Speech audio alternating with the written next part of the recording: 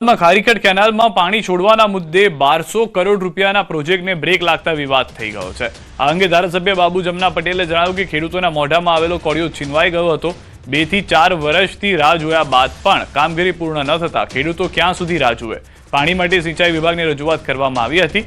Contractor દ્વારા કામગીરીમાં થયેલા વિલંબના કારણે ખેડૂતો પરેશાન હતા અને કોઈ સહાય પણ મળી નહોતી। સમયસર કામ પૂર્ણ થયું હોત તો આ વિવાદ ઊભો ન થયો હોત તેમ પણ જણાવ્યું। કહેવાનો ભાવ છે કે મોંમાં આવેલો કોળિયો ખીંચાઈ ગયો, એ માટે ફરી રવિ પાકમાં ખેડૂતોને સારી શાંતિથી ખેતી થઈ શકે। 2 વર્ષ એમને બંધ રખાયું હતું, એના બદલે 4 વર્ષ બંધ્યા। એમનું એ મોટી ખેડૂતોને નુકસાની હતી। જો સમય મર્યાદામાં કામગીરી પૂરી કરી હોત જે તે કોન્ટ્રાક્ટરે તો આ સ્થિતિ ના આવત। કોર્પોરેશન પણ આપણી સાથે છે, એમને પણ આપણને મદદ કરી છે।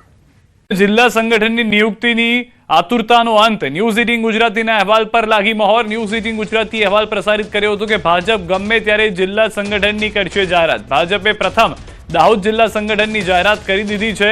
રાજ્યના સૌપ્રથમ સંગઠનમાં દાહોદ જિલ્લાની કરી છે જાહેરાત। દાહોદ જિલ્લા ભાજપની ટીમમાં 8 ઉપપ્રમુખ કરાયો છે સમાવેશ। 3 મહામંત્રી 8 મંત્રી સંગઠનના ભાજપની ટીમમાં સમાવેશ। દાહોદ જિલ્લા ભાજપના હોદ્દેદારોની નિમણૂક કરાઈ।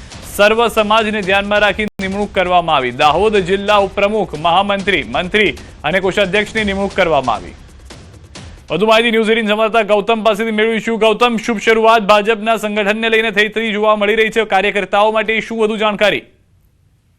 બિલકુલ, આજે જ ન્યૂઝ 18 દ્વારા એક સમાચાર પ્રસારિત કરવામાં આવ્યા હતા કે ભારતીય જનતા પાર્ટી ગમે તે ક્ષણે જિલ્લા સંગઠનના હોદ્દેદારોની નિયુક્તિ જે છે તે પૂર્ણ કરી દેશે અને આજે એ સમાચાર ઉપર મોહર વાગી છે। એટલે કે ભારતીય જનતા પાર્ટીએ સૌપ્રથમ ઉગતા સૂર્યના જિલ્લા તરીકે દાહોદની ગણતરી થતી હોય છે અને તેમાં સંગઠનની જાહેરાત ભારતીય જનતા પાર્ટી દ્વારા કરી દેવામાં આવી છે। એટલે કે દાહોદથી આ જિલ્લા સંગઠનની શરૂઆત કરવામાં આવી છે।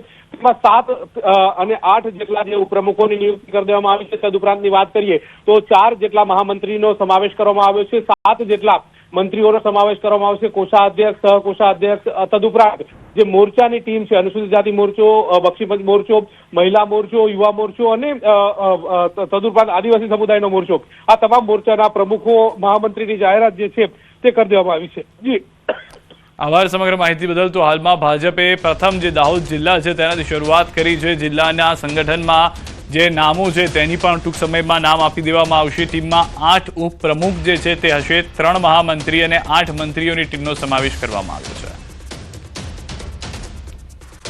સ્થાન પર ભાજપની ચૂટકી। ભાજપના પ્રવક્તા ડોક્ટર અનિલ પટેલનું નિવેદન। કોંગ્રેસ ગુજરાતની જે છે તે વેન્ટિલેટર પર છે। કોંગ્રેસ નકારાત્મક રાજનીતિ કરે છે। કોંગ્રેસના 2 ધારાસભ્યો વચ્ચે ચાલી રહ્યો છે ગજગરા। જો કોંગ્રેસમાં આંતરિક વિખવાદ એ કોંગ્રેસના ડીએનએમાં છે। અત્યારે ગુજરાત કોંગ્રેસની હાલત એ ખરેખર તો વેન્ટિલેટર ઉપર છે। વાસ્તવમાં ગુજરાત કોંગ્રેસ એ ડૂબતું નાવ છે અને ધારાસભ્યની જે સંખ્યા છે એ સંખ્યા ક્રિકેટ ટીમ કરતાં પણ ઓછી સંખ્યા છે।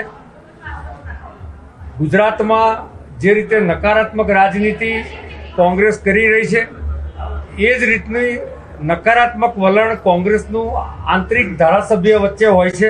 સમાચાર કોંગ્રેસમાં 2 એમએલએના વિવાદ પર બોલ્યા ચાવડા। બંને વચ્ચે જે ગેરસમજ છે દૂર કરીશું, સાથે બેસીને નિવારણ લાવીશું। ભાજપમાં આંતરિક વિખવાદ ચરમસીમાએ છે તેવી વાત પણ તેઓએ કરી હતી।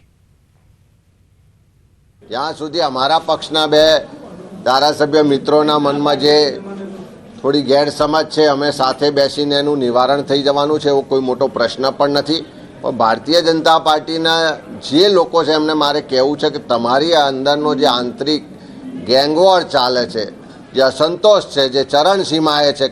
પહેલા પાટણ કોંગ્રેસમાં ડખો વધ્યો છે। કોંગ્રેસના જ 2 ધારાસભ્યો વચ્ચે વાકયુદ્ધ થયું છે। પાટણના અને વડગામના ધારાસભ્ય સામસામે કિરીટ પટેલ અને જિગ્નેશ મેવાણીના જાહેરમાં એકબીજા પર પ્રહાર। ફરી મેવાણીએ નામ લીધા વગર કિરીટ પટેલ પર કર્યા શાબ્દિક પ્રહાર। હિતેન્દ્રભાઈ પીઠાડિયાને જાહેરમાં છડે ચોક આ પાટણની ધરતી પરથી પડકાર ફેંકે અને મારવાની વાત કરે એનો જડબા તોડ જવાબ આપીશું। અને હું જે દિવસે આહવાન કરું એ દિવસે બધા મોટી સંખ્યામાં બહાર આવવાનું છે। મારી પાર્ટીનો હોય, સામેવાળી પાર્ટીનો હોય, કે ત્રીજી કોઈ પાર્ટીનો હોય અને કોઈના મનમાં ફાંકો હોય ને તો તમારે આજ એવી 1400 નો ફાંકો કાઢવા જિગ્નેશ મેવાણીનો જન્મ થયો છે, યાદ રાખજો.